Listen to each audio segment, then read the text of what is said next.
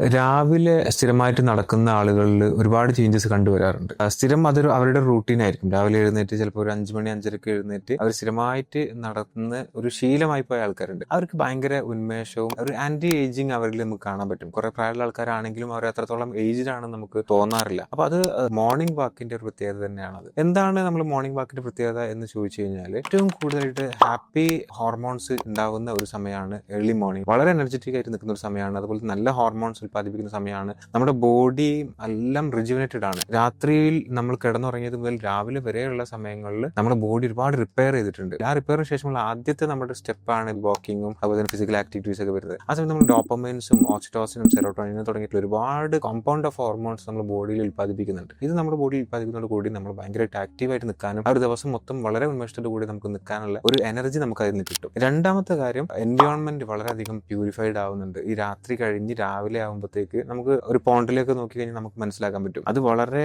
ചലനമില്ലാതെ നിൽക്കുന്ന ഒരു അവസ്ഥയാണ്. അങ്ങനത്തെ ഒരു സംഭവം തന്നെയാണ് നമ്മുടെ ബ്രെയിനും നമ്മുടെ ബോഡിയും നമ്മുടെ ഓരോ കോശങ്ങളും. അപ്പൊ നമ്മുടെ ബോഡിയിലേക്ക് നല്ല ഓക്സിജൻ വരുന്നു, അതും പ്യൂർ ആയിട്ടുള്ള ഗുഡ് എയർ ക്വാളിറ്റി ഉള്ള സമയത്ത് നമ്മൾ എന്ത് ചെയ്യുന്നു, പ്യൂർ ഓക്സിജൻ എടുക്കുന്നു, നമ്മുടെ ബോഡിയിലെ കാർബൺ ഡൈഓക്സൈഡിനെ പുറന്തള്ളുന്നു. ഇങ്ങനെ ചെയ്യുമ്പോൾ നമ്മുടെ ബോഡി ഭയങ്കരമായിട്ട് ഫിൽട്രേഷൻ നടക്കുന്നുണ്ട്. അപ്പൊ സ്വാഭാവികമായിട്ടും മോർണിംഗ് വാക്കും മോർണിംഗ് എക്സസൈസ് ഒക്കെ ചെയ്യാൻ ഏറ്റവും പ്രശസ്തമായിട്ടുള്ള ടൈം മോർണിംഗ് തന്നെയാണെന്ന് നമുക്ക് മനസ്സിലാക്കാൻ പറ്റും.